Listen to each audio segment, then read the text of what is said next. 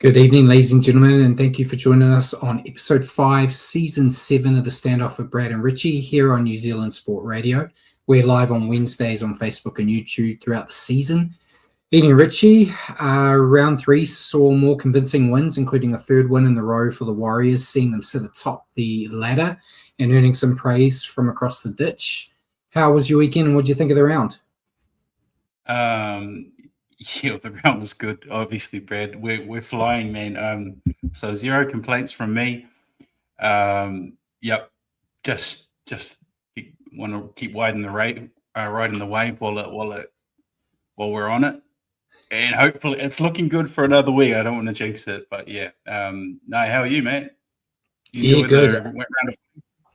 Yeah, I did. Quite a few good games in there, and yeah, the Warriors game. We'll talk about it a bit later. I think I said in my review this week, it's been a bit of an adjustment going into like the last 15 minutes of the game feeling comfortable. Like all last year, it felt like the last 10 minutes you're on the edge of your seat, either to hold on to a lead or to come from behind and get a win. So to have a few games under the belt where you can kind of sit back and go, a few more tries would be nice, but we got this in the bag. It makes for a different viewing experience. So yeah, very happy. But yeah, we'll talk about that and all the others later. So it's evening. Never heard the intro music before. Pretty good. I just tried it today. I think I might make it a bit shorter though, mate. A minute might be a bit too much, but we'll 30 seconds maybe. Yeah. 30 seconds. I can tinker with it, but yeah, I had actually done all my research, mate, so I had time on my hands today. So I was like, I'll just have a tinker. But yeah, while we're here live on Wednesdays at 8 p.m., you can also catch our show at your convenience on iHeartRadio or Spotify. I think I have to talk to Paul about that. It looks like Paul's not uploading the Spotify to Spotify at the moment, but I'll get that sorted. But as always, we're going to cover everything you need to know in the week that was rugby league, including our top stories of the week, a review of the round 3 matches. We'll then take a look at the ladder, our fantasy teams, and the tipping comp. We'll then answer questions from you guys as well as questions prepared for each other. And then we'll preview round 4, make our picks, and send everyone home happy, hopefully. So remember to send us comments and questions throughout the show, and we may as well jump straight into the stories, Matt. Sounds good. There wasn't too much. I kind of grabbed a few that I saw this afternoon, but the NRL has confirmed that they're reviewing their current schedule for finals for when the Bears enter the comp. Andrew Abdo came out and said the 18th team provides us a different set of permutations, which allows us to rethink about the season structure. But he hasn't elaborated further. I think we talked about it a little bit last week. I'm still happy with like an 8-team final series rather than half the comp going in, but we'll see what they want to do. You got any additional thoughts through what you discussed last week, or? Not really. I'm the same. I like the 8-team final series as it is. Whether or not they can find something to as a little bit of incentive for the bottom half of the table, I don't know. But yeah, final series as it is, I like the way it's been. Yeah, I have a feeling we're pushing towards wildcard territory. Where they might do something where they try to do some of the teams below the finals teams play off for a spot or something. That's all just speculation on my part. I haven't heard anything official about that, but it kind of feels like that's where they're pushing. But yeah, we won't know until they tell us, so we'll see. We'll go into a bit of Broncos chat, mate, because there's been a lot. So it's all started off with the Gordon Tallis feud at the moment. They renamed one of the rooms in their offices that was called the Gordon Tallis room. They've called it the Ali Brigginshaw room. Matty Johns came out on his show and talked about it and said the move made them look petty and small. Tallis said nothing about what they did hurts his feelings. With a bit of a glassy eye looked like he was ready to cry, man. But I don't really care. I know there seems to be good arguments on both sides. I saw I kind of get it. He's a part owner of the Titans, so he's part owner of a competition, and he's been shit talking them all every opportunity he gets. So maybe you go, well, you're not interested in being within the fold anymore. We're going to make it official. And I don't know. What do you reckon? It's hard because you don't like the Broncos, I know, but I know. So them making themselves look like idiots, I don't mind so much. But yeah, I don't know. The Broncos, I guess they had a chance to be the bigger person in all of this and turn a blind eye to whatever Gordon does, but to come out and it's kind of like what Matty John said on the show, to come out and not just take the room name off him, but name it in Ali Brigginshaw's honor. It's quite. He called it petty. I tend to agree, but even Ali Brigginshaw wouldn't. I think of how she would feel receiving the honor in that kind of circumstance. It'd be a bit weird. Yeah, it's a bit like a backhanded compliment. But yeah, it's not the only thing going wrong with the Broncos right now, which is making you happy, I'm sure. Because adding to the dramas, assistant coach Ben Teo has resigned as of yesterday, I believe, after apparently having a blowout with Madge. I read a couple of articles. There was an article from someone that was talking about it was the wrong move by Teo. Like, whatever the story is, we're never going to hear the full story until he decides to tell it himself. But they basically said an assistant isn't there to dictate what the coach does. You can have conversations that can get heated in that, but at the end of the day, the head coach makes the call, and that's what everyone goes with. And some people have said that could be part of the friction where he didn't agree with something and wanted out. I also heard the Broncos as a business rejected his request to be part of the coaching staff for Origin. So he had been given an opportunity, and that partly is part of the friction as well, which I get. That's a lot of experience you can get, especially if coaching is what you want to do with your career. So to have an opportunity like that taken away from you by the people you work for, I could see why you'd say, well, bugger it, I'm out. But yeah, what do you reckon about this? It feels like we're on the verge of just an all-out collapse for this year, which I'm sure will make you very happy. I certainly hope so, but I don't think the collapse is going to come on the field if the weekend's anything to go by. I think they're not far off. They're that kind of team. And I think in spite of whatever's going on behind closed doors, I think the team's still going to remain dangerous. So obviously they need to do a bit of tidying up of what's going on back there for the harmony of the club, because on the field they're coming off a title and flying. Their crowds are still flying. Club seems like it's in a good place apart from a couple of festering situations going on. Yeah. So, yeah, time will tell. We'll see what happens. But, yeah, as you said, if they start winning on the field, they've turned a corner in the weekend. They can keep that up. It doesn't really matter off the field what's going on. Hopefully, I think that's the last of the Broncos talk for you. There's a little bit when it comes to Warriors, but we'll talk about that later. It hasn't been officially confirmed yet, but apparently the Bears have signed Maverick Gaia. So he's currently with the Tigers. Another handy pickup for them. And then in a scary moment during the week, Loco Pacifica Tonga suffered a neck injury. I'm sure you saw the pictures at Dragons training and was taken to hospital via ambulance. He was thankfully cleared of any serious injury, and they expect him to return in a few weeks. I didn't want to put it in the injuries. I think it was a bit more of a bigger deal than just throwing it in the injury section. But I haven't heard what actually happened at the training session. But yeah, it was a pretty scary sight when you see an ambulance rushing onto the field for a training session. Next bit I just threw on here. I don't think you have it on your notes, mate. But the Rabbitohs, mate. They have won a big battle off the field. They've reached an agreement with New South Wales government to play more home matches at Allianz Stadium for at least the next 4 years. So this year they've got 2 games at Allianz, but from 2027 on for the next 4 years, they'll have 4 or 5 games there, which is massive for them. I know they've been pushing for what feels like years to kind of get more opportunities at their home ground. But yeah, so a big win for them there. You got any thoughts on it? No, cool for them. Happy for them.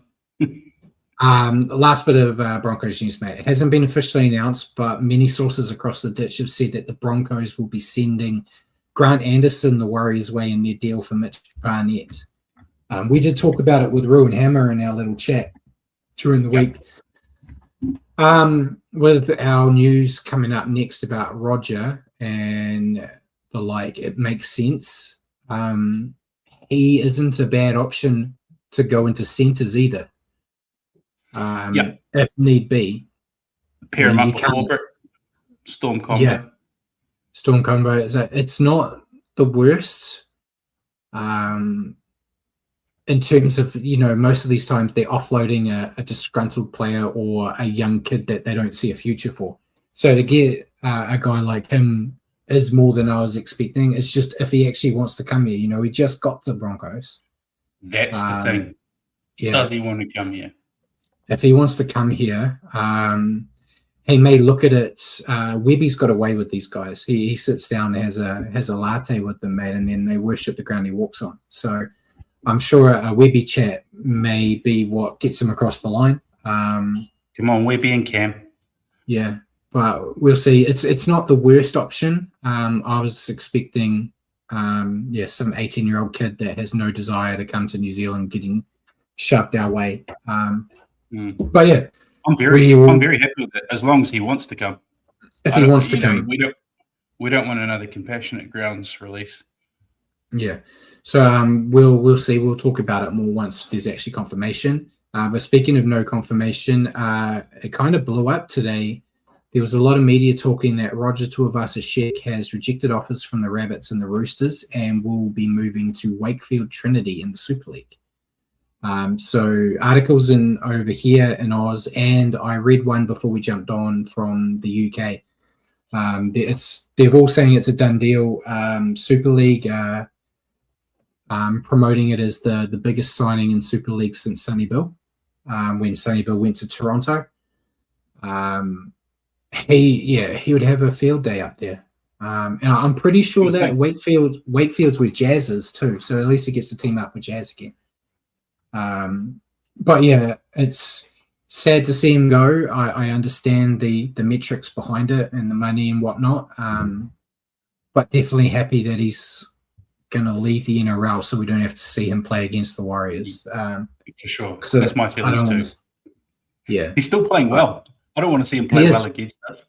No, he'd carve us up. So, it'd be sad to see him go after everything he's done for the club. But he's at that time in his career where you got to go and try to get that one big burst contract to kind of end things.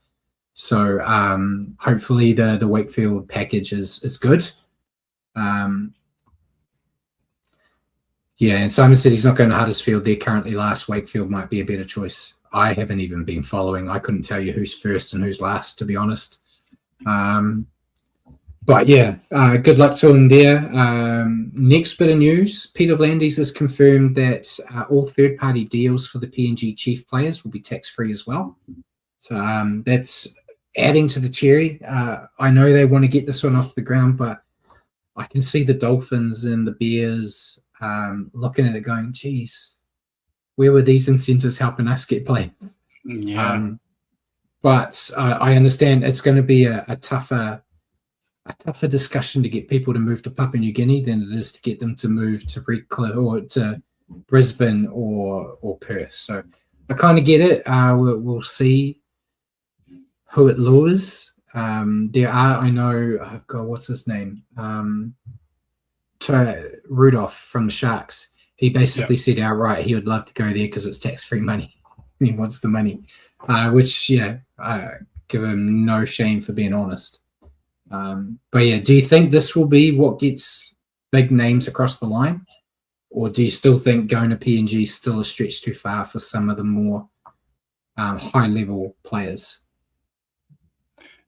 it's going to be a tough sell for sure. I mean, NZ is a tough sell for a lot of NRL players. You know, Canberra's a tough sell for a lot of NRL players. Warriors PNG is going to be PNG is going to be a tough sell as well. No matter what, I mean, money does talk, so it might help. But I think there's going to their player base. A lot of it's going to be, I think, have to be made up of people who have a strong cultural affiliation with PNG. That's going to be the cherry for a lot of the players, I think. And then any other superstars they can lure, money talks. Yeah, and Simon said, is there going to be a lot of homesickness in PNG? I think there could be, but with how they're all talking about it, you know, you're in a highly secure resort that you're going to live in, basically. I don't know if it'd be hard to feel homesick if you're feeling like you're on a vacation every day. But yeah, we'll see. I same as you. I think it's going to be a lot of PNG heritage people that will be more inclined. Like Alex Johnson's already said he wants to go. Yeah. Like a guy like Xavier Coates, I think will go, or not go, but I think he'll be a target that they'll want to try to get. He might sit there going, I'm actually really enjoying life in Melbourne. But we don't know. And I know Paddy Garrigan said he would be interested if they talk to him about figures, because that tax-free thing is very lucrative. So yeah, we'll see, mate. And Simon said the only way it's going to work is you're going to have to recruit Papua New Guinea players. Yeah, it's going to be a very Papua New Guinea heavy side, which I think might hurt them at the beginning, just due to having a lot of players that maybe haven't played week in, week out, feel at that style. But once they develop, they're a very talented base of people that play rugby league. So I think they could become quite physical, and it could be a hell of a team. It's just a place I'm probably not going to try to fly to go watch a game. I see Jacko's here too. Levy Jacko. And then last bit of news before we get into signings, injuries, and Naughty Boy Corner, mate. An article, I don't know if you would have seen it, but I can't remember who the writer was. He's a prick, mate. He's ruined it for the NRL. But he wrote an article exposing the tactics the Eels had put in place around contesting kicks. So I don't know, there were pictures of it, mate. They kind of shield around their player and all pretend to be going for the ball so they don't get in trouble, but none of them are there to block. And that was technically kind of okay in the rules that they brought up. And no one said anything about it until this reporter wrote this big piece, hit piece about it. After that got published and people started talking about it, Graham Ellerslie has issued an edict today to all football managers and CEOs and warned that match officials will now clamp down on players performing protective shields around fullbacks, catching a bomb. So we're going to see what happens. It feels like the Eels were the only ones that were actually using it correctly, where it was actually working for them. But yeah, it's confusing enough as it is. I feel like ramping down on more things around the kicks. It's old man yelling at the sky, mate. The NRL's rules is they've basically effectively ruled out fighting for repeat sets by kicking it in the in goal, and then now contesting kicks is just a lottery draw now. So it feels like you're going towards a tackle version of touch, mate, where there's no kicking and stuff. But it's just. Did you feel like there was any need to make adjustments to the aerial contest? No. In the first place? No, but that's the biggest problem. Did we have a problem there? Did we have a problem there? No, I love the aerial contest. What was wrong with it? That's the thing. That's the problem with the NRL. Yeah, exactly. Yeah, they love tinkering with it. I don't know. I'll get us cancelled going on about. So this year alone, we've now attackers have to jump up with two hands, and now people can't shield a fullback with their arms up in the sky pretending like they're going to kick. Yeah. So, okay. We'll see how that goes this weekend to see if that actually changes anyone doing a game plan. I don't know. Is it? I feel like I assume it'd be a penalty. So if you're pinpoint and you get it right on their goal line, give them a penalty away in your goal line, you might chance your arm anyway and go bugger it. If we give away a penalty, they might kick it 10, 20 meters up and start their set from there. Or we'll get away with it and potentially get the ball or whatnot. So I guess the only thing, if you're the receiver and it's right on your try line and your team help you out and you give away a penalty right on your try line, it puts your team under a lot of pressure. So as long as the refs don't go stupid with it. Yeah, I'm going to have to send like a DM to Volandis, mate, saying, I'm a former prop. I can't deal with all these rule changes. It's too confusing for me, mate. I know your question is around some of the changes, and I still don't have an answer for you yet because I don't get it. But we'll spoil that for later. Signing news, mate. There weren't many. There were just extensions. Billy Burns is extended till 2028 with the Sharks, and Dylan Egan's extended to 29 with the Dragons. So nice. I think handy pickups. Injury ward, there were shitloads, mate. But I wanted to bring it down because it's very boring just sitting here talking about it. Biggest one was Jermaine Hopgood. Tore his ACL in a hip drop tackle, out for the season. Massive loss for Naughty the Eagles. Naughty Couchman. Yeah, very thankful I didn't pick him up in fantasy last week. Massive loss for the Eels there.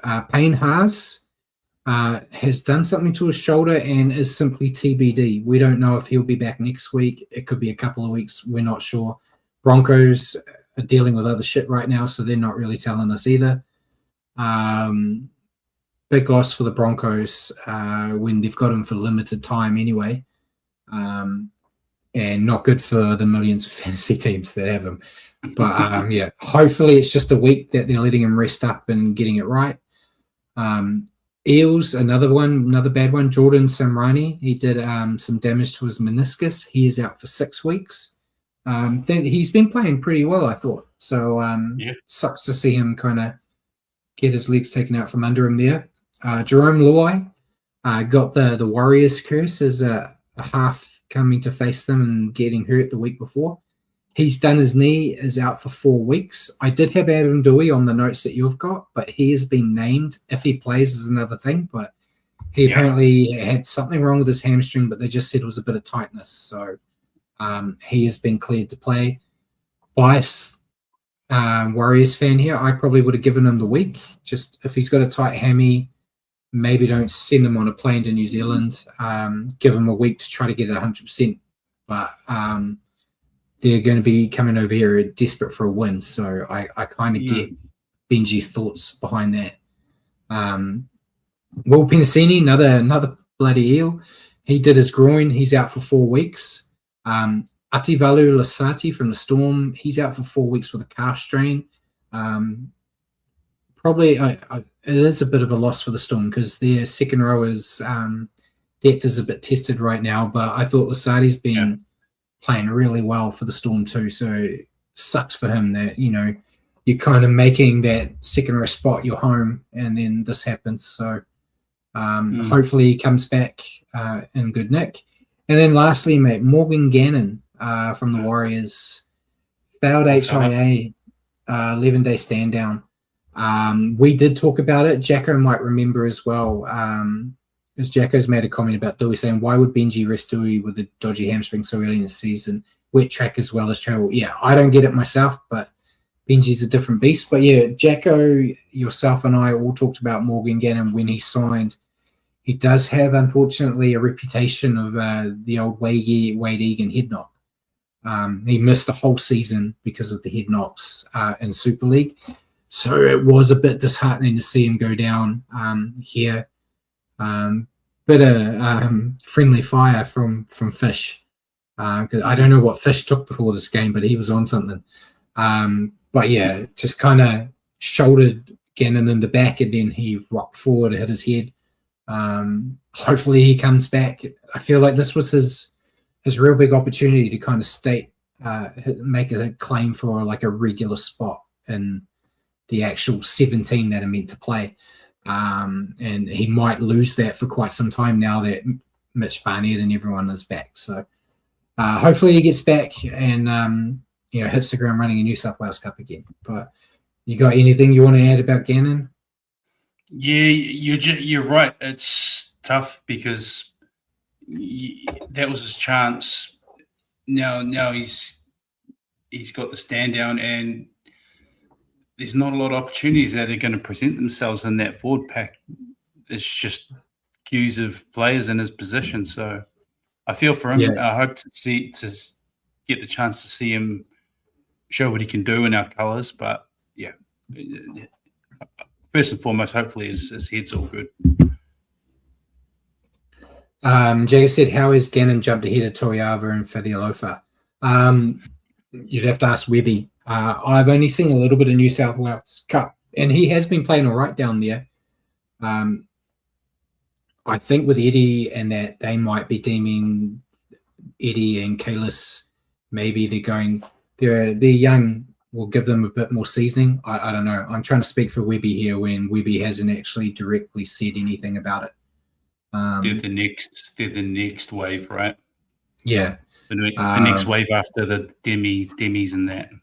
Yeah. So I expect to see a lot more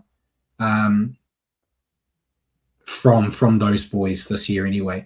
And Jagger said, I still don't get why we signed Gannon, but maybe he will be a superstar. It was interesting. They signed Gannon very early last year. So before they signed Gannon essentially as a lock. Because Tohu had retired, and they're like, we need a lock. I don't think they expected Aaron Clark to do what he did last year. And Lecker and the likes, all these young second rowers kind of blossomed last year. And it was kind of a signing where it was a good idea at the time. And then you're like, we probably could have used that money elsewhere because these kids are going to do the job. He is very talented. If you can, it's a different beast, Super League. But if you can watch him when he's fit, he can do some nice stuff. He showed a little bit in that second trial as well. But yeah, it was just the timing. I don't think they expected Aaron and all that to do it. And Webby has dealt with him in the past, and Richard Agar as well. So in their Super League dealings, so they do know him. But and Jay said 3 years. 3 years. That's generally what you're going to have to offer a guy from overseas. I don't see a guy from England traveling all the way down to the NRL for like a 1 or 2 year deal. So, yeah, we'll see. I've got faith in him. I think he'll do all right when he gets his opportunity again. It's just when that happens is going to be really, I assume, basically dictated on injuries rather than form, with how the boys been going. But we'll see. Naughty boy corner, mate. Got a couple. Ryan Couchman, Dragons hip drop tackle that's ended Hopgood's season. He got a 4-match ban. He was sent straight to judiciary. Judiciary was last night. 4-match ban. Yeah, it wasn't a good one, mate. And I know we talk about it a lot on here. We don't want punishments to be dictated by the injury and how long someone's out. So I didn't want to see like a 10-match ban because it's a season-ending injury for Hopgood. Yeah, I think four is fine. That's a decent chunk to remind you not to do the hippies. But yeah, you agree, disagree with the call? I think it was definitely, some of them look like they're kind of grayish, but this one looked pretty black and white. Hip drop, caused a season-ending injury. So I think, yeah, you don't want the punishment to be, because of however severe the injury is. But I think in this case, the action caused the injury to be that serious. It's worthy of at least a month. So yeah, I think he's sitting in the right range. Yep. And then Tom Chester had a grade 2 careless high tackle. He's out for a week. Josh Papali'i had a grade 2 careless high tackle, also out for a week. I didn't think there was too much in these as a cliche of Brad, But Yeah. I think one match is okay to go with. At least it wasn't anything more severe. Poor Trey Mooney, mate. Knights, grade 2 dangerous contact. He did what props are meant to do, and he got a match for it. I thought it was ridiculous. During the game, completely different story because he hurt Tanner Boyd. But that's just prop 101, mate. You just run your line and accidentally lean your shoulder a bit forward. Nothing in it, mate. But I think one week, I guess, with how they're doing things is fine. Thankfully, he didn't hurt Boyd. Boyd got up and kept going. For sure. You don't know what it's like, mate. So putting you into the mind of a prop, your team's getting pantsed, and there's this cocky little halfback that's making you guys look stupid. You see an opportunity just to put a cheap shot in, you're going to do it. So I could transport it back in time to a Brad situation when I watched him doing it, and then trying to explain to the missus why it was okay. Because she was not happy. She acted like Paul Boyd got murdered. But yeah, 1 week messing up fantasy teams as well because he was highly picked. But we'll get into round 3, mate. Kicking off on Thursday night with the Bulldogs beating the Raiders 14-10. Yep, tight tussle here. 2 tries apiece for the Raiders. Tamale had both, and for the Doggies, Connor Tracy and Jacob Preston. Just the kicking boots. Crichton 1 from 2 conversions and 2 from 2 penalty goals. Yeah, and before I talk about it, Jagger said we've moved on from the 1930s, Brad. That was the 1990s and the early 2000s. It was still okay. But yeah, we have moved on. But yeah, not the most polished performance from the Bulldogs in poor conditions, but they keep their errors and penalties down, which is commendable in this type of environment with the rain. And they just took opportunity and made enough opportunities stick to get the job done. Burton took control of the attack and kept the Raiders under pressure with his kicking game. Connor Tracy showed us a lot of spark, and it was a pretty solid hit out after the bye. Still plenty of work to do, but they do look like a good side this year. Yeah, I thought they were strong defensively. Very poor conditions and on the road, but they defended strongly right until the final whistle. You mentioned his name, Connor Tracy, came up with a try saver right at the end, a game saver really, on Ethan Sanders. But yeah, it's just their attacks looking like they don't have a lot of points, and that's probably their main weakness thing they want to be looking at to push them to the next level. But yeah, I agree with you. I think they're looking strong this year. Yeah, and your thoughts on the Raiders? They started well, and it was kind of typical Raiders, aggressive and competitive throughout the whole game. But it's a bit of a theme, I guess, so far this year. It's almost like they're the masters of their own undoing a little bit to start the year, just with their discipline and things like that. If they could clean up little areas like that, I think it would go a long way to closing out some of these games, which we saw them closing them out last year. It's just not so far this year. Yeah.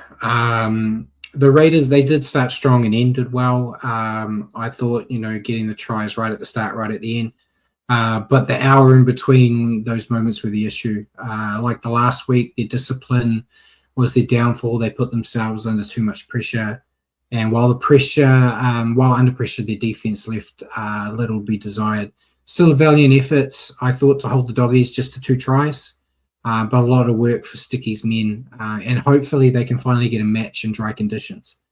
They're 3 from 3 playing in the rain, which can't be easy. But they should be used to it. They should be used to it, but you never like playing in the rain. But yeah, Matt Burton top scored with 73 points. Who was your player that stood out? Went Connor Tracy. Thought he's probably head and shoulders above any other on both sides of the ball. Anyone else on the field? Yeah, I went with him too. He looked good with the ball in hand, and yeah, as you said, put in a couple of good defensive shots that helped keep his team in the winners' circle. So gave it to him. Next game on Friday, mate. Panthers defeating the Roosters 40-4. 7 tries to 1 for the Panthers. Tommy Jenkins had 4 of those. Brian To'o, wow. That one will be talked about. For a while, he had 1, and Dylan Edwards had 2. For the Roosters, they got their 1 try early on through Robert Toya, and then, slim pickings after that. Yeah, new week, same Panthers, mate. Made a few more errors than usual, but their defense was a standout, never letting the Roosters into the contest. The attack looked great too. They just kept plugging away, and when they saw an opportunity, they struck. Another statement win. Brian To'o, his try. It looked like they were kind of out of ideas, and then he pulled that out of his ass, and it kind of woke everybody up. And then, Jenkins, spoilers, we'll talk about him a bit later. But, fantastic outing. He's really taken this opportunity he got when Isaac Targo was taken out and he got a spot. He hasn't looked back yet. Your thoughts on the Panthers? Yeah, I thought it was just another intimidating warning shot to the rest of the comp. They're firing on all cylinders to start the year. It's almost like they were mad at the way they started last year and thought, hell with that, we're not going to do that again. It was just very typical, as you said,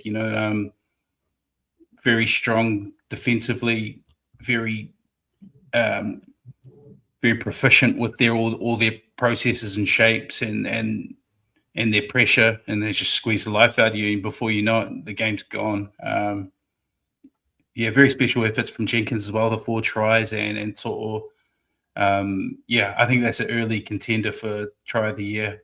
An early contender from early in the year. So, very good. Hard to fault them, man. Yeah. Scary sight. Really pissed that they didn't get their premiership again last year, so they're making us all pay for it. Your thoughts on the Roosters? Yeah, just not on the same planet as the Panthers on Friday night. I don't know whether it's the Panthers are that good, Roosters terrible, bit of both. But they just had their life squeezed out of them, which led to errors and poor penalties and defensive reads. Just all around not a good outing for a well-backed team this year too. They had a lot of people tipping them quite highly this year, and now that's a couple of outings they've got out of 3 games. So I'm just going to look at it. So the 2 games they've lost, they had 40 points put on them, and then they won against the Rabbits. So it's not a good look for the Roosters. And then definitely another tough night for them. The same issues we've already discussed about them this season. Their discipline and errors let them down, which saw them struggle to generate attacking momentum, and they were constantly on the back foot defensively. Appear to be a team, like you said, out of sync, and need to sort that out and improve on those basics before it's too late. I think the biggest issue for them is that discipline, and it's probably more concerning that 2 games after they were heavily criticized for their game plan and it not working in the new way of the rules, they haven't changed. They're still just trying the same thing. And especially going up against the Panthers, you're not going to get away with that. Trent Robinson needs to actually do some coaching, not just rely on who they pay the big monies to just do the job. Will be very interesting this week. We'll talk about it later, but DC's first game against Manly. If there's any reason for the Roosters to actually sort their shit out and perform, it's that they won't want to let him play his old club and lose. So we'll see. Thomas Jenkins, top scored in fantasy, 80 points, mate. Who'd you go with? Had to be him. Had to be the 4-try man. Yeah, he's been fantastic this year. I think he is still leading the the NRL try scorers at the moment. Helps when you score 4 in a game, but not flashy. He's gone 2. He went 2-2 and now 4, hasn't he? Yeah, because I think it was Hammer, I think, that told us when the game was on. He was like the first player in NRL to score doubles in the first 3 games of the season. But then, he upped it and turned that double into a quad. So, and Jacko said, funny as hell, watching Braith on 360 making excuses for the Chookies. Yeah, they're all trying to protect them at the moment. Trent Robertson, he's never in the conversation for a coach under pressure, and I feel like they might get to that point this year if they keep going in this trajectory. They have a squad that's definitely on paper a contender. So if they're getting belted every week by teams, there's got to be something. They can't just keep throwing the checkbook at it. That's not going to fix it. Next game up, mate. Grand final rematch. Broncos doing it again and beating the Storm 18-14. Yeah, wow. At Amy Park too. That doesn't happen often. But 3 tries to 2 for the Broncos. Jordan Ricky had 2 and Katoni Staggs had the go-ahead try. For the Storm, Suafa Longo and Joe Chan were the 2 try scorers. Yeah, very competitive grand final rematch after what has been a terrible start to the Broncos' 26 campaign. First half wasn't ideal with the Broncos making too many errors and a few poor defensive reads. Allowed the Storm to take the lead at the break. But just like last year's grand final, mate, the Broncos found another gear and took over in the second half. The attack looked a little bit sharper, and the more confident they got, the more they looked like last year's team. A solid effort from the Broncos and a much-needed win. There was a lot of talk, mate, during the week about are the Broncos better without Reynolds? I think it's too early to say that. I do think they were combining better than when Reynolds was there. It felt like Walsh was getting a bit more involved. But that could also just be because Walsh has decided to start playing. I don't know. But your thoughts on the Broncos? Yeah, I thought it was back to the comeback king blueprint, from the final series last year. The slow start. Thought they still defended strongly in the first half. They probably could have been down by more. But yeah, I don't know what Madge says at halftime lately, but yeah, I think he's bottled it because he's delivered that same speech during the final series and here again in this big game. So very good second half, and a reminder to the comp, they might have lost the opening 2, but they can still flick a switch and beat the best teams. Yeah, all they need to do is another run like they did last year, and then everyone will be forgetting about how shit they were in the first 2 weeks. So we'll see. But your thoughts on the Storm? I thought they were very good in the first half, but it kind of reminded me a little bit of the grand final. I guess how they started okay, but just seemed to go into a hole. They didn't stop trying, but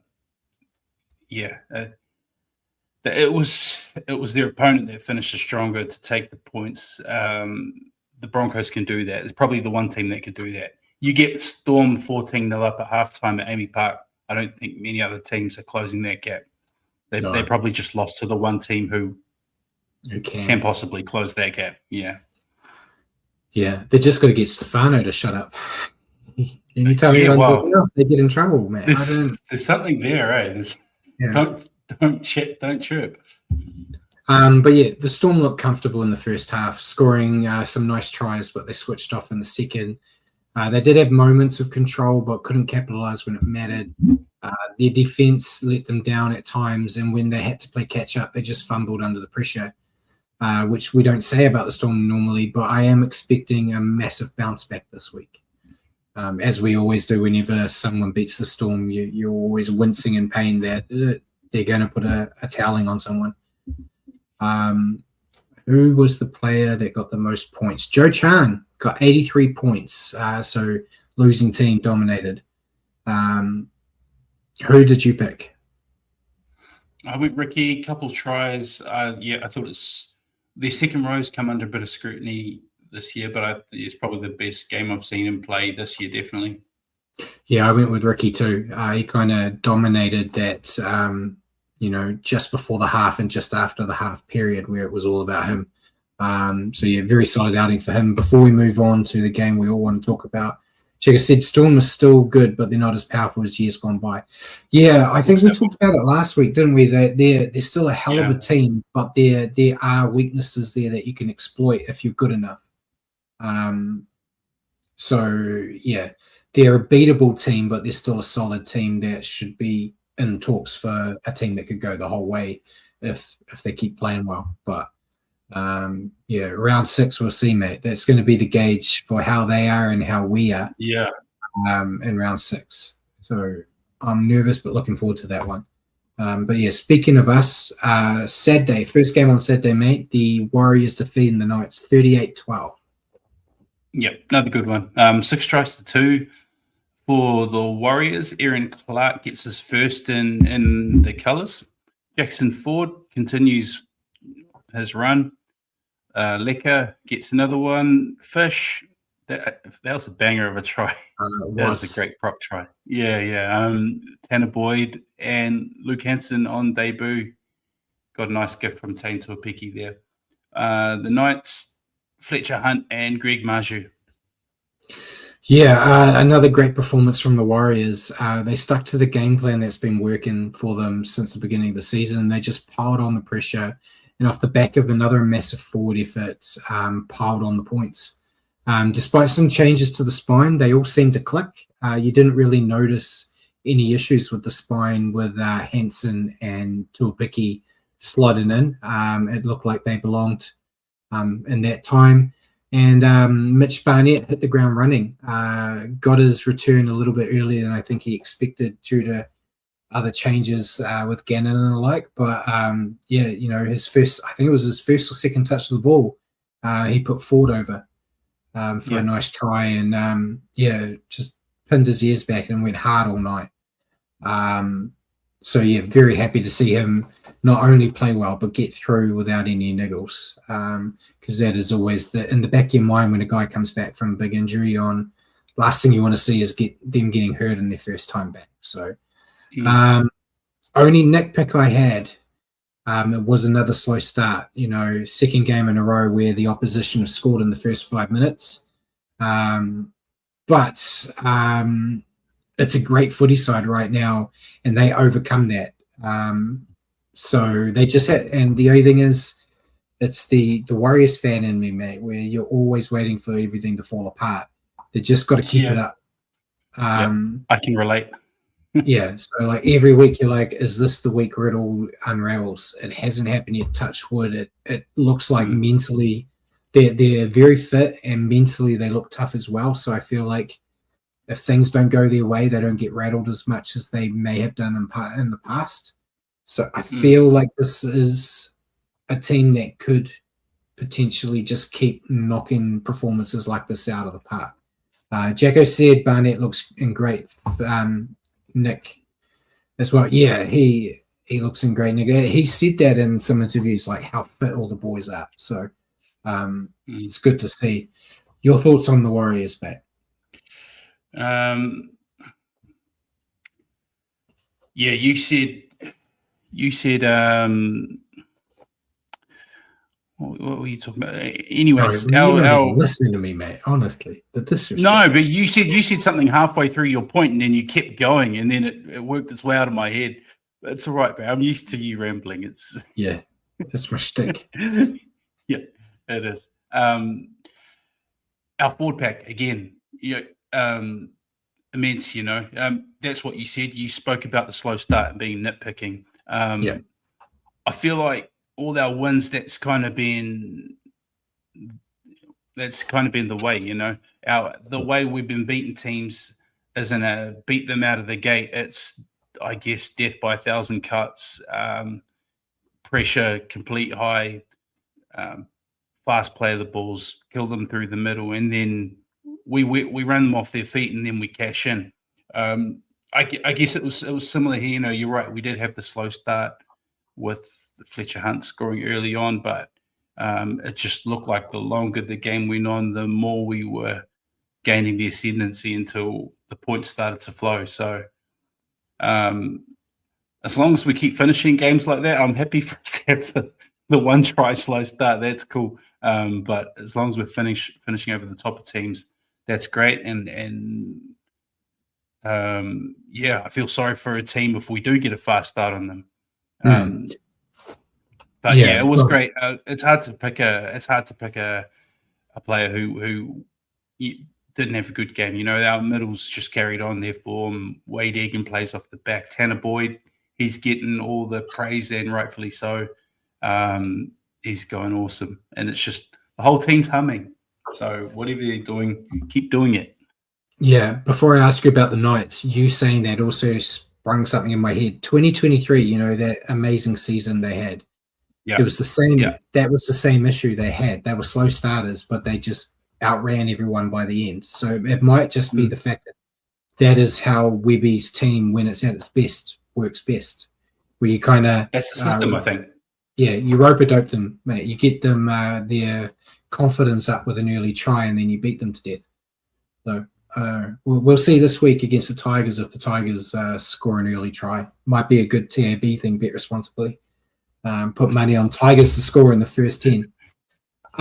Your thoughts on Newcastle? I thought they were up for the fight. You know, at home, they didn't have probably their two biggest stars, but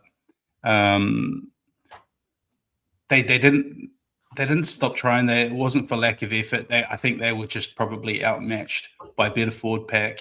And the outs for the Knights definitely hurt them a lot more than what out. We had outs too. You know, we had injuries. We had Gannon leave early as well. I think this game probably just showcased our depth versus their depth. You know, their outs definitely hurt them a lot more. When you've got Sandon Smith and Tyson Gamble playing off the back of their forward pack, they're going to find it tough to beat what with. I don't mean to sound arrogant, but we're just off to such a great start, and it's not often we get to speak from this position. So, they probably should struggle against us, you know, and it's kind of how it played out. Yeah, Newcastle started well, but then it all fell apart. You were a bit nicer to them, but I've got my little line here. Their discipline was bad, their ball handling was terrible, and their defense was even worse. They did miss Kalen Ponga and Dylan Brown. Yeah. They missed Kalen Ponga and Dylan Brown, as we did. That is the risk when you spend almost half your salary cap on two players, that you don't have the depth to cover injuries if they both go out at the same time, which was something we talked about when they announced that they signed Brown last year, going like, they've got both of them off the park at the same time. You just don't have the resources to bring in talented players to fill their spots. But yeah, they did have more than enough talent on the park to make it a contest. You still had Marju, Best, Gagai. They still had talent out there. Fletcher Hunt has shown he can create things. But unfortunately for them, their forward pack was bullied from pillar to post. They did start the season off so well. They just need to shrug this performance off and get back to what worked in the first 2 weeks. Jacko also said they seem to have drifted back into the troubles they had under O'Brien. Holbrook needs to knock discipline into them fast. Yeah, that is kind of the way it is at the moment. These teams that are getting on the bad side of the ref get towed. So you got to sort that shit out. Jacko did make a comment about who I've picked for my player to stand out, so I'll wait for that. But Tanner Boyd led on fantasy, 86 points. Who'd you go with? I went Fish, actually. I was going to go Tanner Boyd, but thought you might. I think, just want to give Fish some love because he's been seriously good the whole season, really, even going back to the All-Stars game, and that he's been so good to start the year. I hope it continues because, yeah, he's just part of a very menacing middle rotation that I think is giving us a massive advantage right now. Yeah, he was fantastic. I was saying to the missus when we were watching it, I felt like he had money on himself to score a try because he was adamant to get one. Like, and he was constantly trying to get there, and then he finally got that one where he had to work for it. But that goes into Jacko's comment. I went with Tanner Boyd. Jacko said Boyd's break down the short side leading to Fisher's try was SJ Light. Mate, this guy has just been so good this year. I had a lot of faith in him when he got signed. I know I said a lot in my reviews and on here.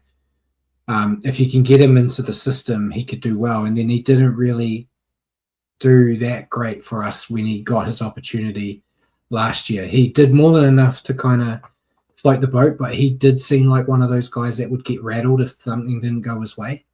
And then it kind of all went downhill. Now, he's missed some of the easiest conversions on the planet, where even Jacko and Roger are showing him how to do it.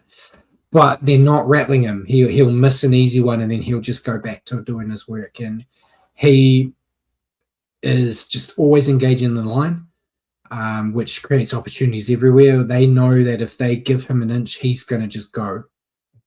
So they have to watch out for him, which then opens up spots. Like you even think, I know it was the other side, but Lecker's try. Lecker got over basically on the line without anyone touching him, which should never happen, especially with a guy like Lecker. You're usually making sure you've got one or two guys right on him when he gets the ball to try to stop him. And that's all because they're engaging that line. But we haven't had to see them do it off the back foot yet. That could be where it goes a bit different. When the forwards, if they don't do their job, maybe we'll see a bad side. But at the moment, everything's ticking all the boxes. And we'll talk about it when we get to team naming. I'm very thankful for the guy that's coming back, but I'm also very thankful that you're not letting Boyd go down to New South Wales Cup while he's on this kind of streak at the moment.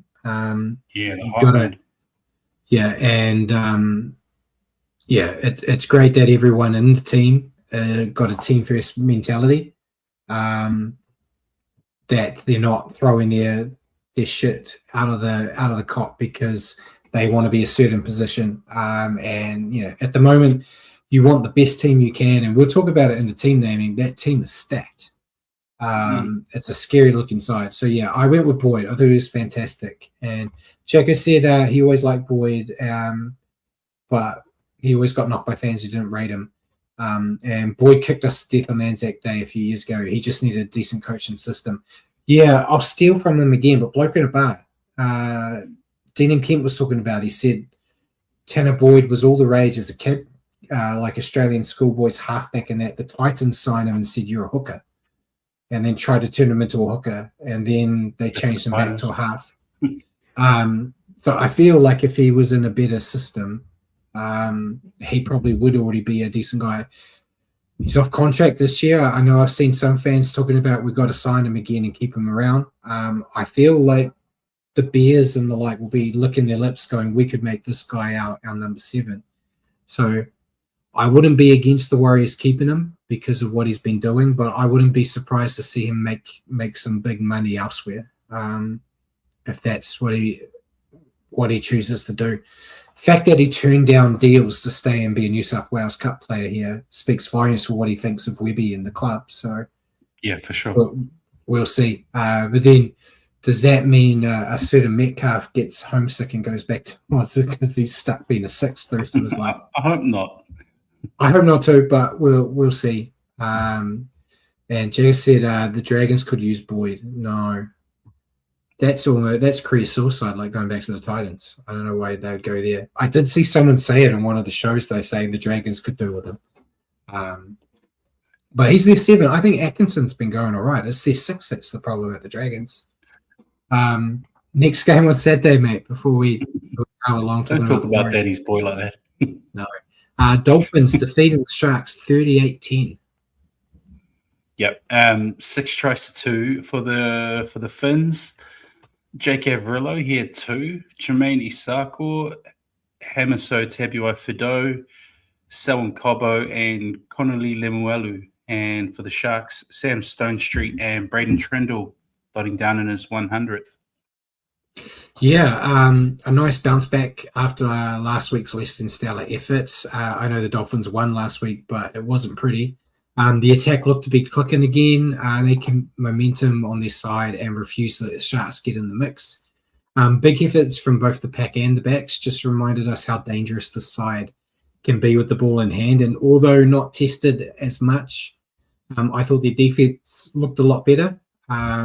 A Dolphins side in this kind of mood is a really dangerous opposition for anyone they face.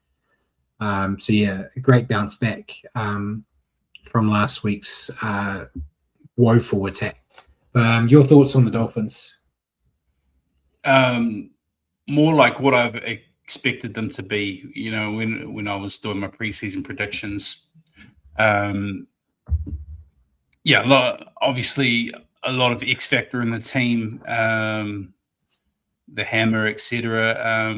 Herbie Farnworth is just an absolute menace and just chucking offloads at will and creating a real point of second phase. And Averillo can be a bit up and down, but yeah, showed what he can do with his pace in this one as well. And the halves, the Izzy Katoa double cutout ball. Pure rugby league pornography that was. They can be scary. This is what they can do is just consistency, depth, and defense. Yeah. And That's your thoughts on the Sharks?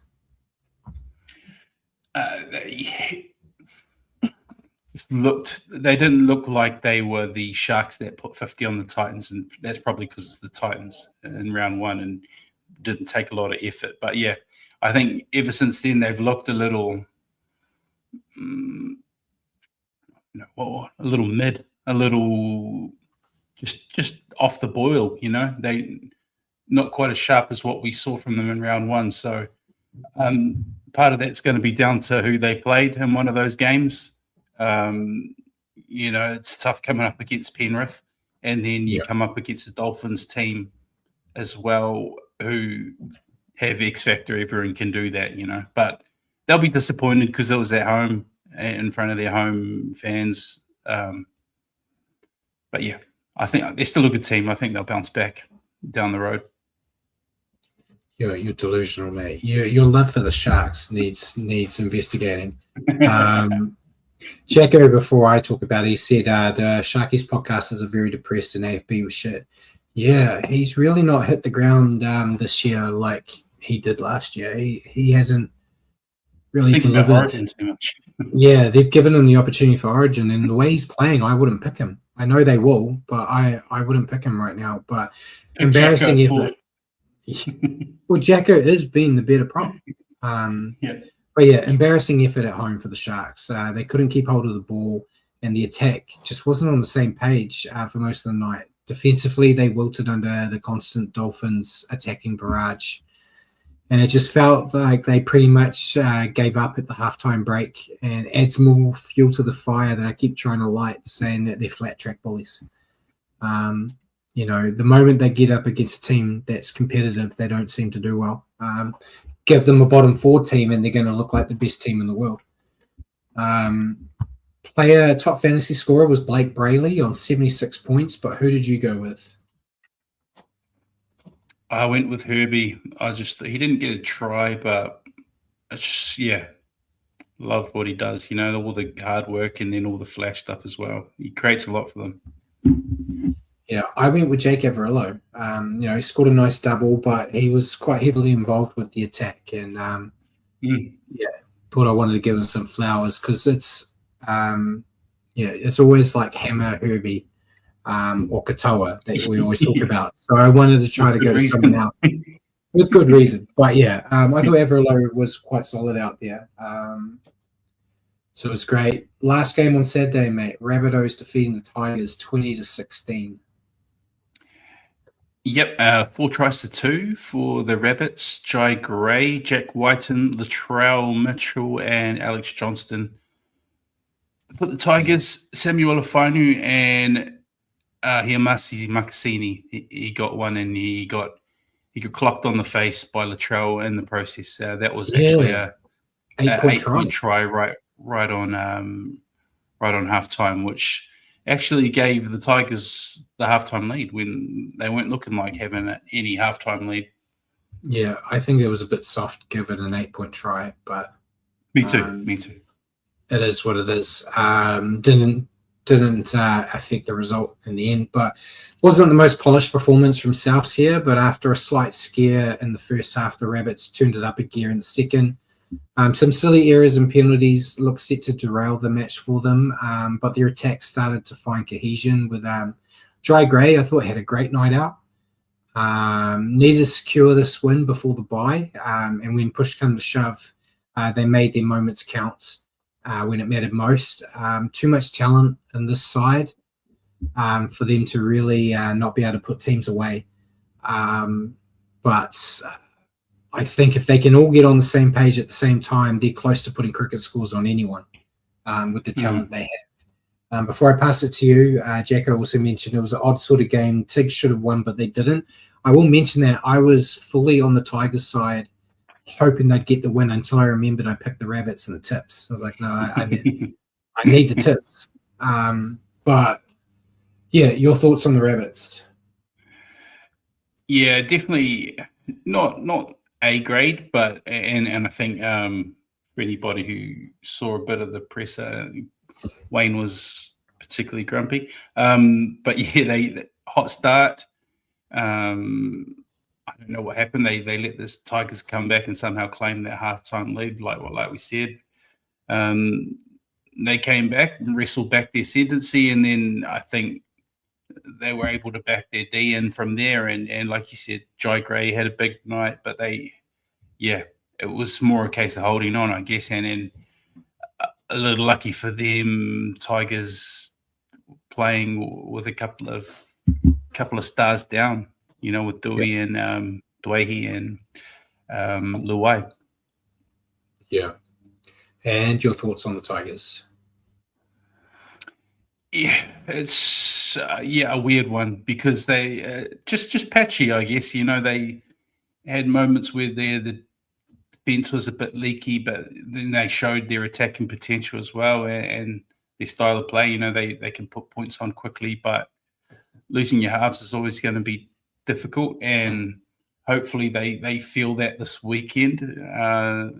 They may have Dwayhe, we'll see, but I feel for them a bit because I guess like some of you guys have said, they had a good opportunity to win that one, and I think if a bit more goes their way, they come away with that result. But you don't get 2 points off it almost. Exactly. I thought the Tigers put a hell of an effort in here. They were in the match from start to finish, and despite losing Luai with 10 minutes to go, they were still pushing forward for the win. They just couldn't quite finish off their chances. They just made too many errors, which can be a side effect of Benji ball. Benji ball is very loosey-goosey, and sometimes it just doesn't stick for you. Disappointing loss, but I think there's still plenty of positives to take out from the match. I know it's biased. I love this Tigers team. I really want to see them succeed against every team but the team they're playing this week. But yeah, it all just depends how they cope the next few weeks without their first choice halves pairing. If they can manage, if Dewey does play, that is a massive, help to them. But if they have to play without both Luai and Dewey, they could be in trouble because I don't know what the depth is like there. But yeah, I thought it was a valiant effort.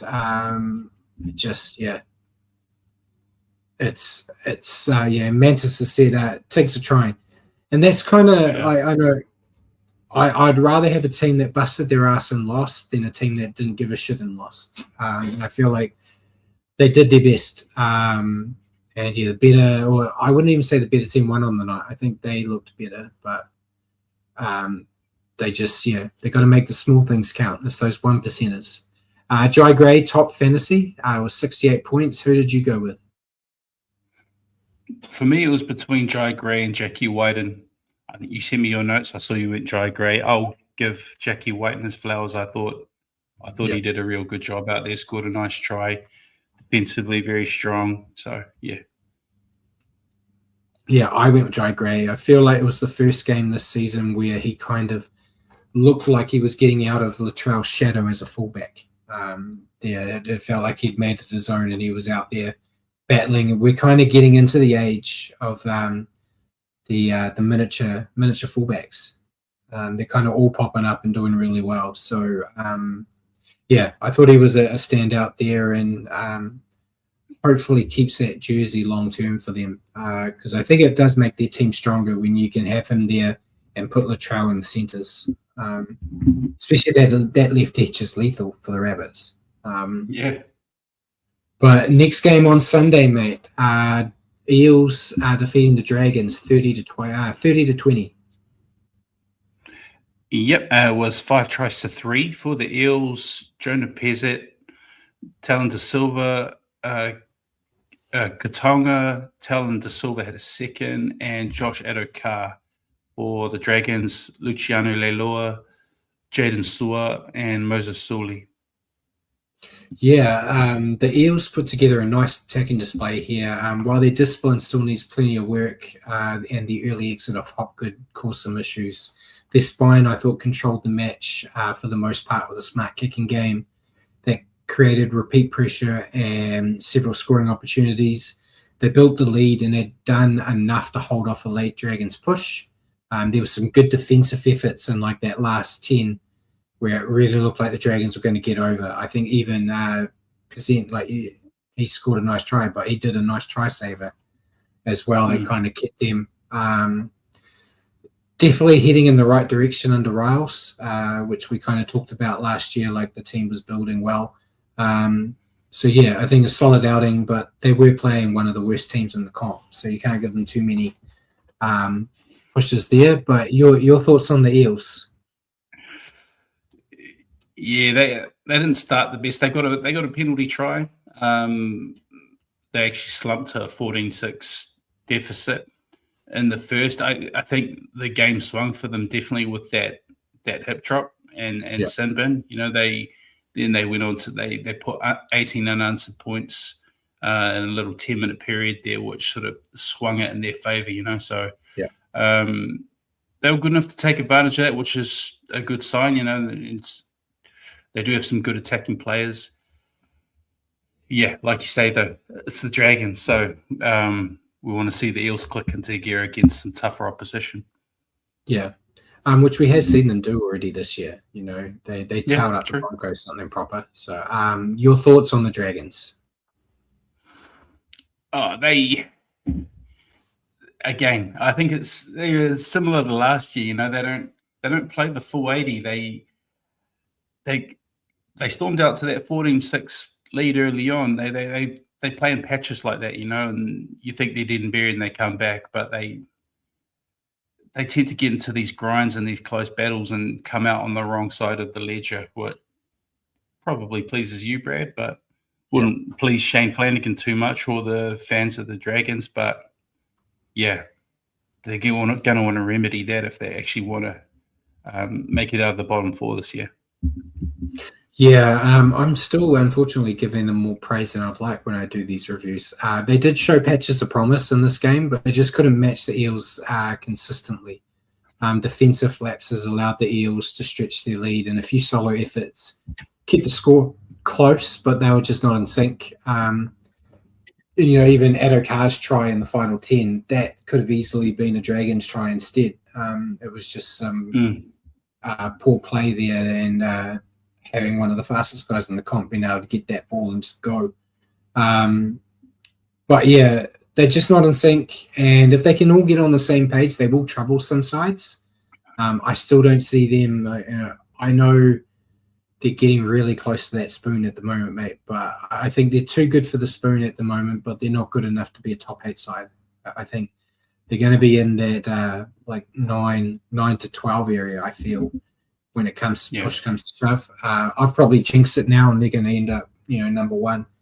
But I feel like they're too good to be at the bottom, and they're not good enough to be in the top. So they're going to be stuck in that middle if they can sort their shit out and actually play as a team. Maybe get some family out of the team and actually put best players for your squad might be the way to go. But we'll see what happens. Jaden Sewer top scored in this game, mate, 77 points. Trend this week with a lot of the losing team having the best player fantasy-wise. But who was your player? I actually went with Sewer. Although they lost, I was pretty impressed with their second row. Even Luciano was good. The edges were okay. It's just I don't know. For me, they don't have the halves. They don't have the spine players to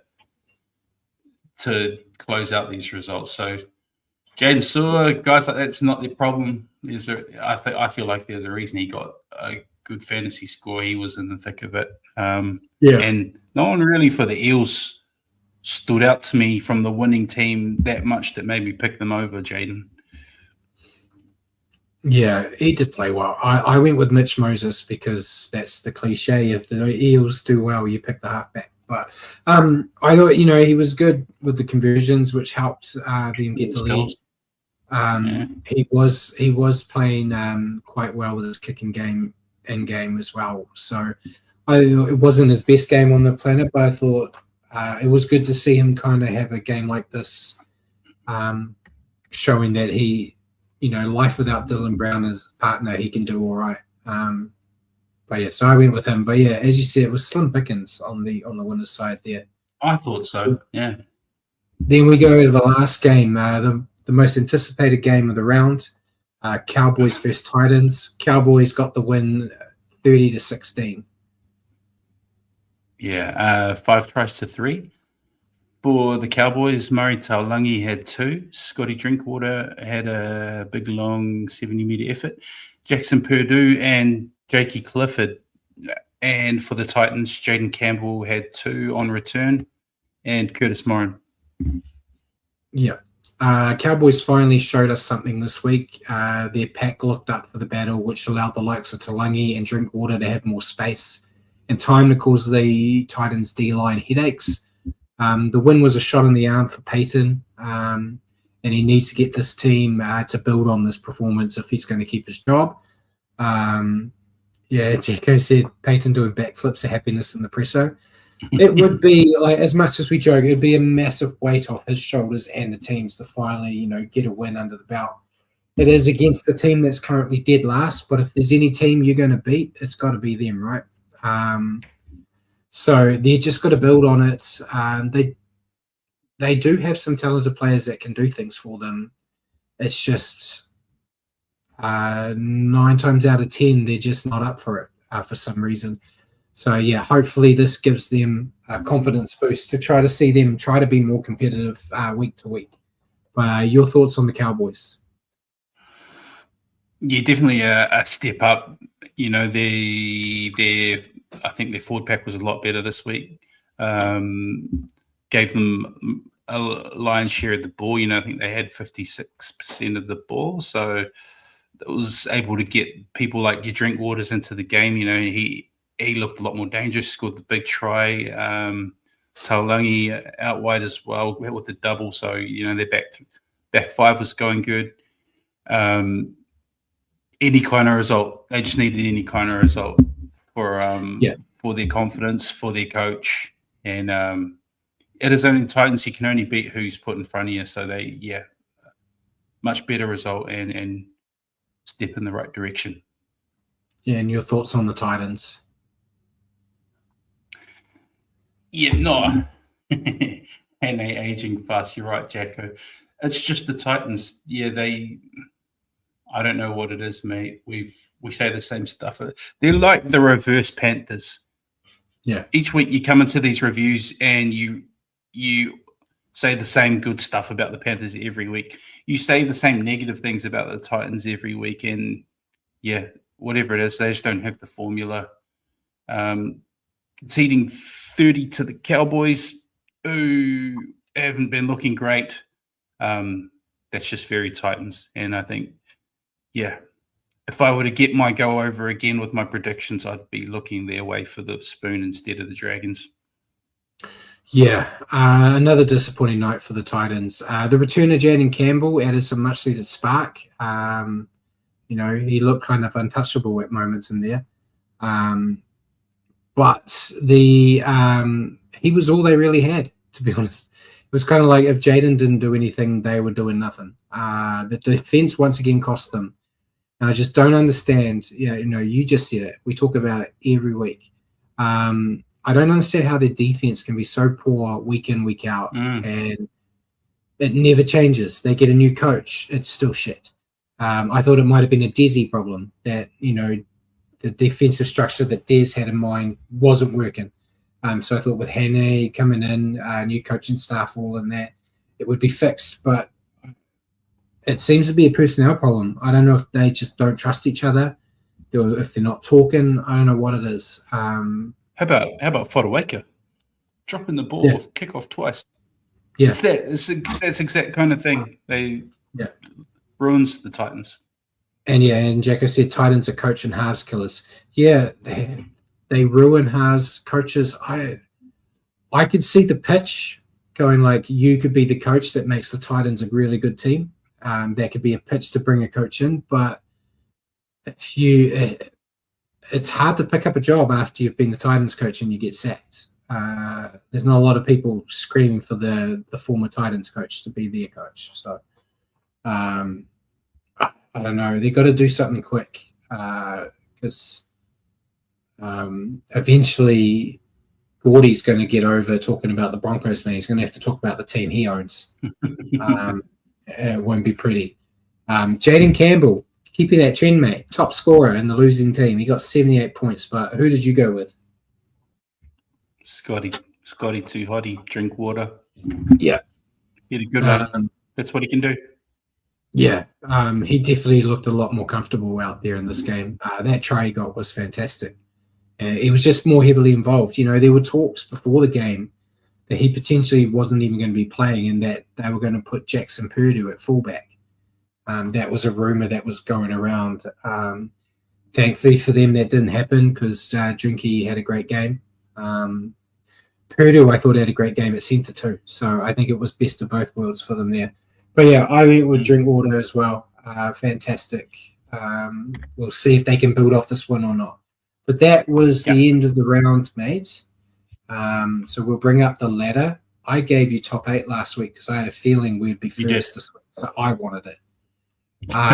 So coming in at the top, mate, separated only by 2 points on points differential. Warriors are first. Thanks to Tane Tuapiki and Luke Hanson for that try at the end. Or maybe Tyson Frizzell should be thanked for that, for trying to do a chip at the end of the game. What was he thinking? Forwards are going to forward. That's what we do. I'll take it, yeah. But yeah, so Warriors are first. Panthers are second. Bulldogs are third. Storm are fourth. Tigers fifth. Dolphins sixth. Rabbits seventh. And Knights are eighth. And the rest, the Eels are sitting in ninth. Sharks 10th.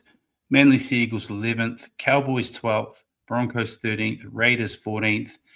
Roosters 15th. Dragons 16th. And Titans, who we were just talking about, 17th. A lot of moving and shaking still to happen. I'm sure there's some good teams in that bottom group of teams.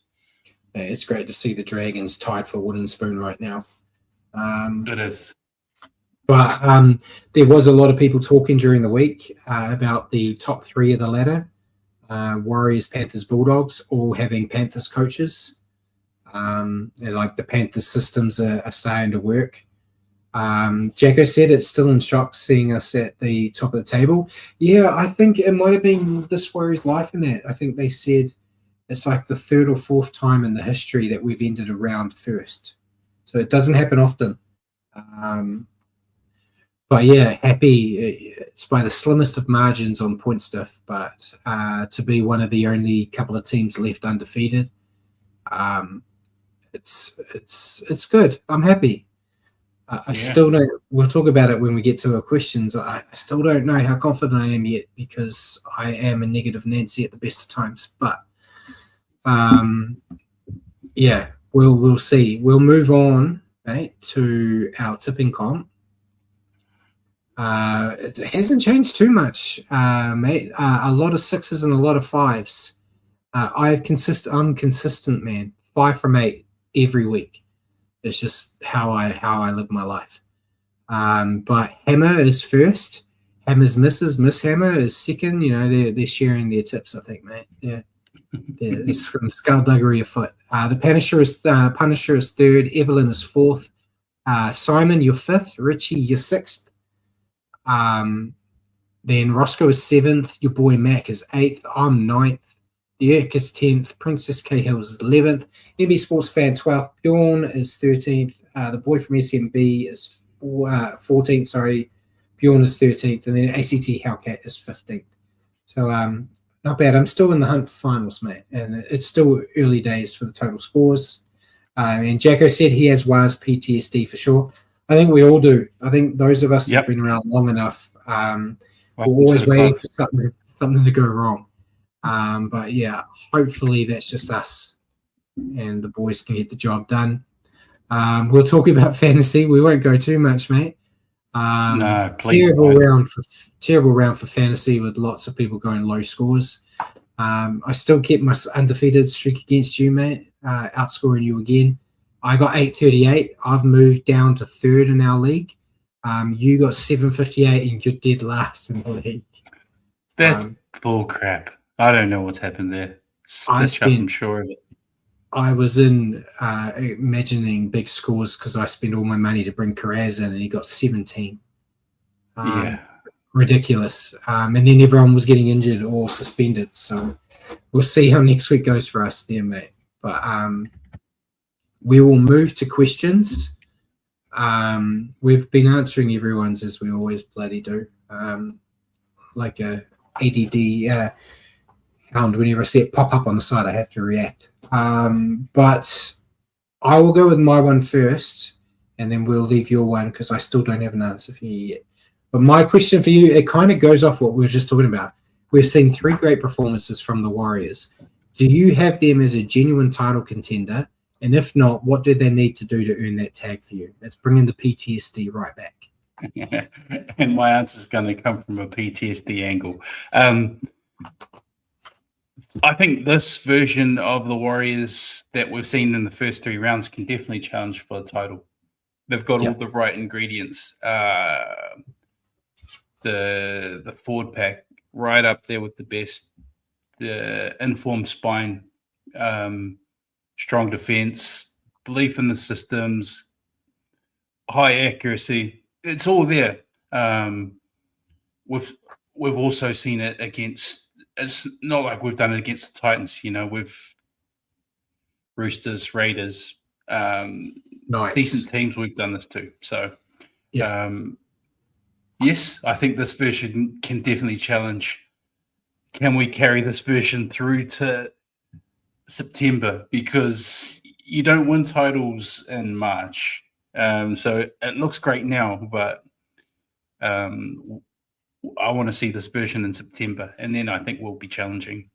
A lot of water goes under the bridge at the NRL season. You know, injuries, form fluctuations. But if this is what we see throughout the season, then yes, book the flights, FS, man. Let's go.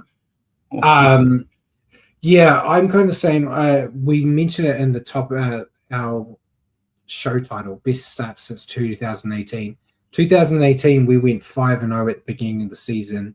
We scraped into the finals and 8th place, got knocked out in the first round. So you can have a great start and then it can go wrong.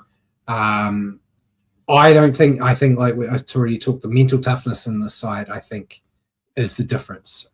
Because in that game, you remember 2018, Roger went off in the finals against the Panthers injured and then the whole team collapsed. And it was embarrassing. But I feel like this team is better. What I want to see is round 6. Round 6, go to Melbourne. How they play against Melbourne. Like, if this is the Warriors team that breaks that losing streak against Melbourne, yeah, I'm booking my flights, mate. Oh, I'm at. That's your indicator, yeah. Yeah, that is because that's the one thing. Even 2023, mate, when that was our amazing year, we got spanked by Melbourne. So it was like, so go over there, beat Melbourne in Melbourne. Then I think, yeah, they're definitely in there. Jacko said, like, early days of injuries aren't cruel, and we're a top side, but beating Panthers in finals is a big ask.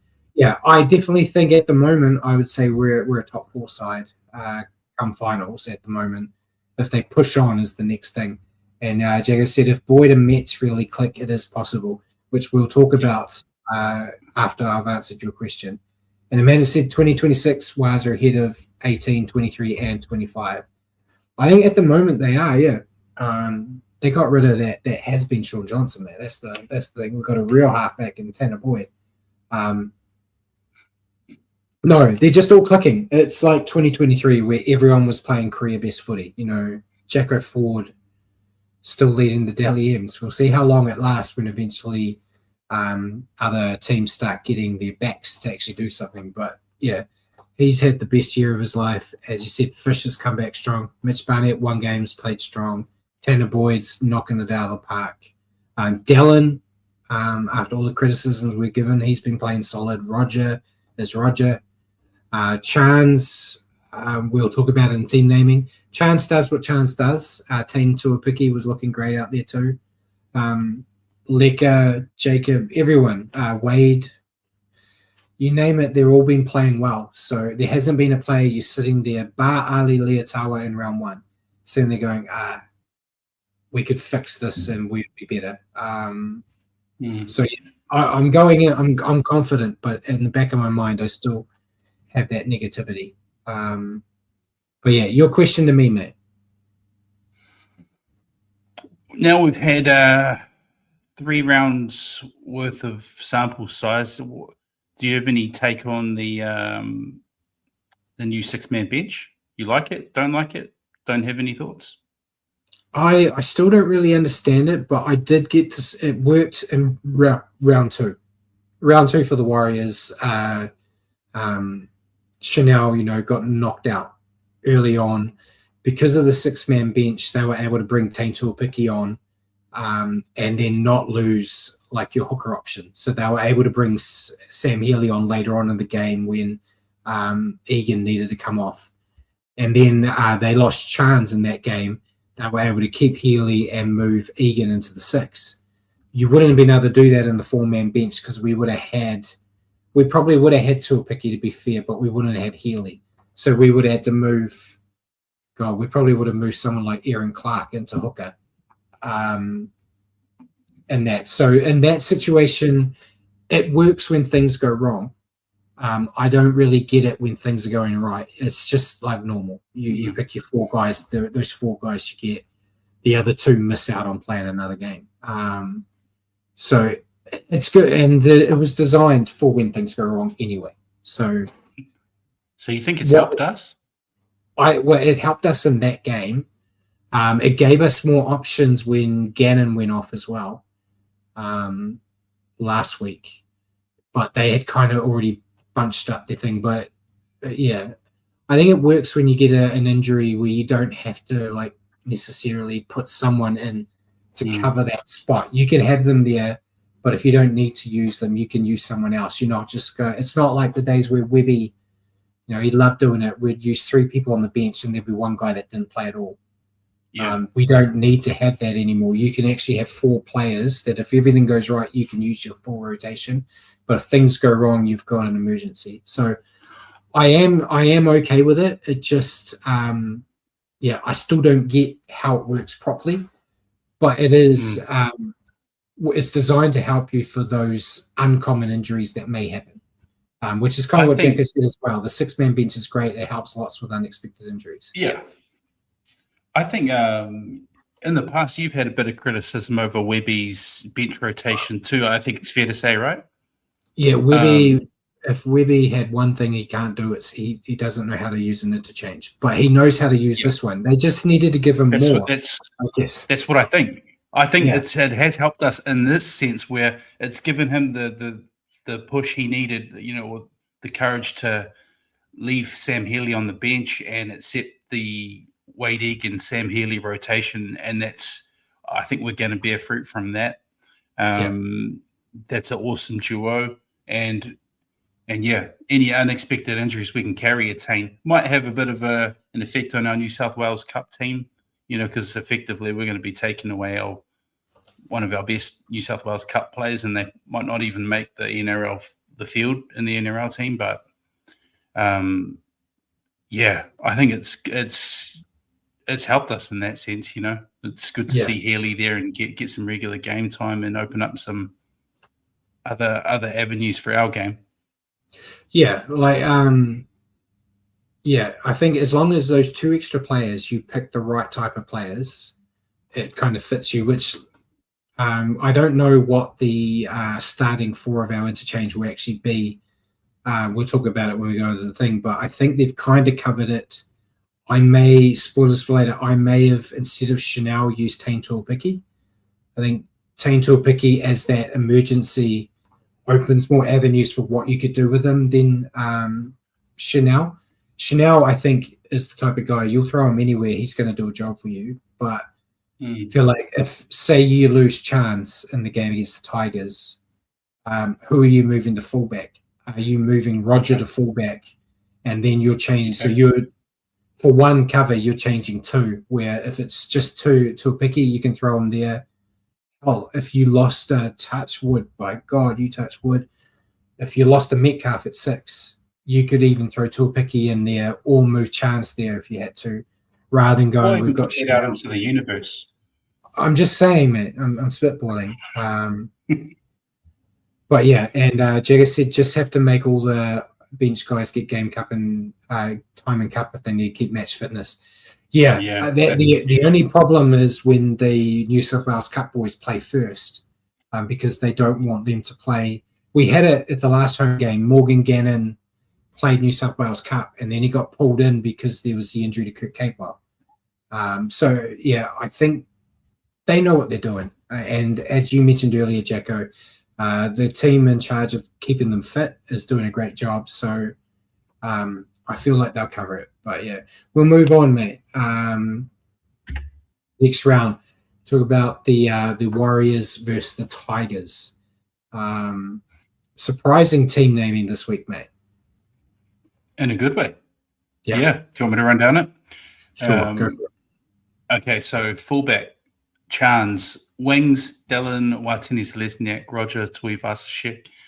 Centres, Adam Pompey returns. Ali Leotawa retains his spot.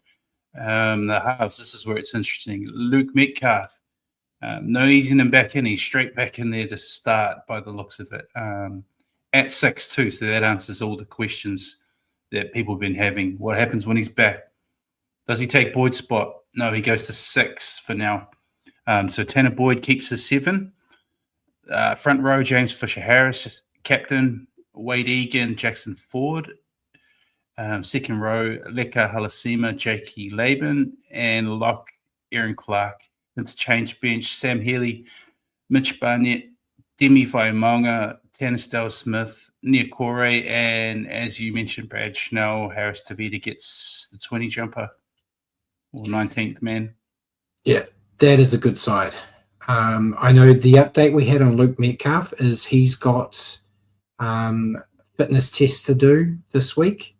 If he ticks those boxes, he's playing, but we're not going to know till Friday. So it's not going to be a bit like Mitch Barnett where like a day before the game we found out he had covered it and he would be playing. Fitness test I think is on Thursday for like captain's run type thing.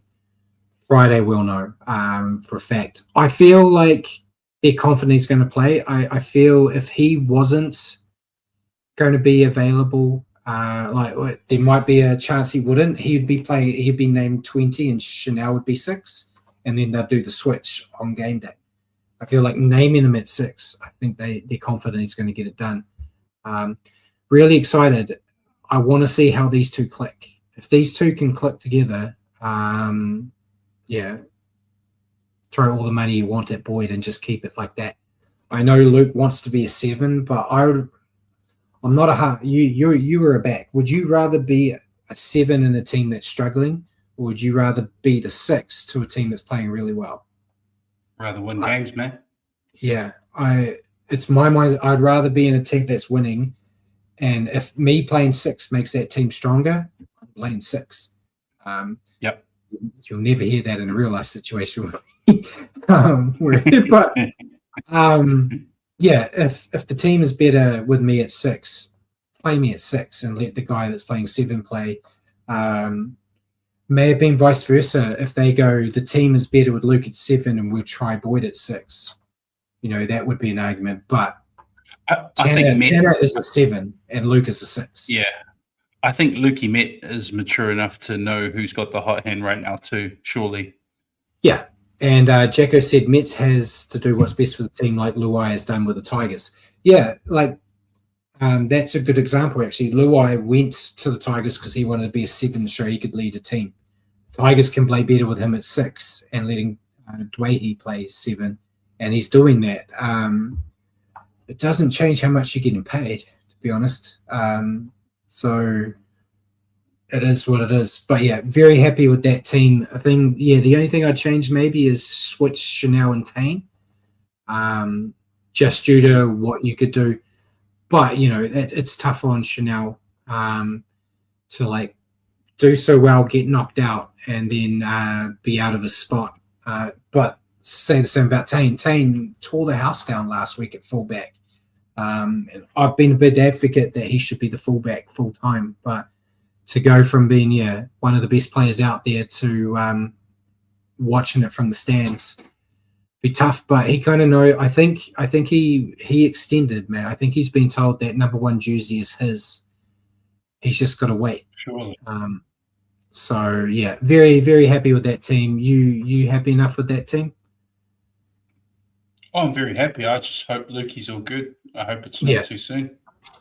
Yeah, I feel like the team's going well enough where you don't have to rush him back. So I feel like he must be ticking all the boxes to be coming back.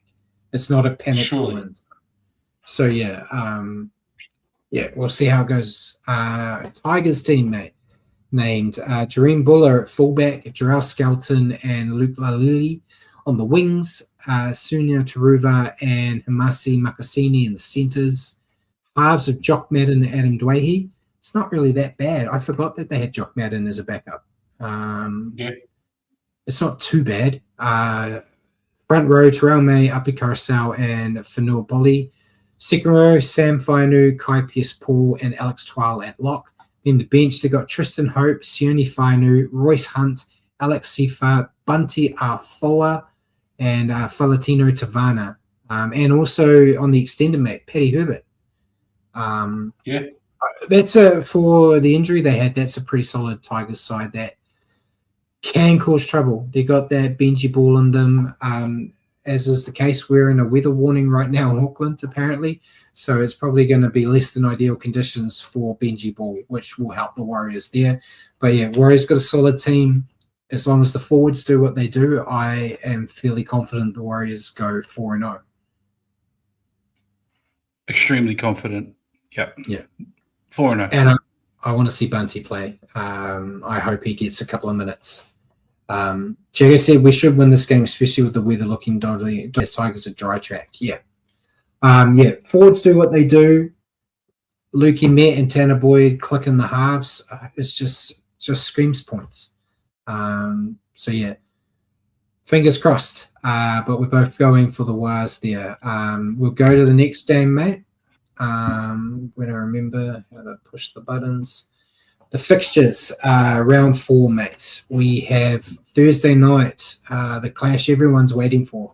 Seagulls versus Roosters. DC's first return to Manly. Who are you picking? I'm going to go Roosters and possibly to seal Anthony Seibold's fate. Another loss at 4 Pines, they're not going to be happy. Yeah, I'll go with Roosters. Neither team's playing at their best at the moment, but I feel like the Roosters just have a bit more about them talent-wise than Seagulls look like a disaster right now. Next game was Warriors-Tigers. We both backed the Warriors here to go 4-0. Next game on Friday night, Broncos-Dolphins. Who are you picking? I've gone Broncos. But who knows? I've gone Broncos too. I think at home with a bit of confidence, I think they're going to get it. At home. They're both at home. I know. You know what I mean, mate. Then on Saturday, first game, we've got Bulldogs-Knights. Who are you picking? Dogs. Yep, I've gone Doggies as well. I think Doggies at home, too strong. And, Knights just have too well discipline and their defense is too suspect. Saturday, second game, Cowboys Storm. Who are you picking? Storm. Surely bounce back. Yeah, you don't. One thing, Cowboys are confident after getting that first win, but man, you don't want to play the Storm off the back of a loss. So I feel like a cricket score's on the board. Then first game on Sunday, we got Raiders Sharks. Who are you going with? Raiders home game. That's not really got me a lot of joy picking home game this year, but yeah, Raiders. Yeah, going Raiders too. At home, they'll be looking to make amends, and flat track bully Sharks aren't going to beat a top side, or a top 8 side right now. Then last game at the NRL, I know they used AI for their draw, mate, but they're giving us shit last games every round. Titans versus Dragons. Who are you going with? Wow. Man. Home ground. Titans. Ooh. Titans. It hurts me, man. I'm going Dragons. I just have no faith in the Titans right now. No, actually, you know what? I know, having uttered the word Titans, I know they're going to lose now because that's the way it always goes for me with those guys. Sorry, Brad. I probably just talked the Dragons into a win. Oh, I picked them anyway, so if it helps my tipping get above a 5 from 8, I'll be happy. Jagger said spoon bowl. It is. The only thing is, if the Titans get this win, man, Dragons are wooden spoon at the moment. So that would be a bonus. But yeah, I don't see it happen. Anything else you want to add before we let everyone go for the night? Nah, happy man, first place. Yep. So, hopefully we can talk about first place again next week. But ladies and gentlemen, thank you for tuning in tonight and join us on Standoff with Brad and Richie for your weekly update on rugby. Tune into our show next week at 8 p.m. here on Facebook or YouTube, or at your convenience on iHeartRadio or Spotify. Just remember, search for New Zealand Sport Radio. Thanks so much, as always, for joining us, and good night, everyone.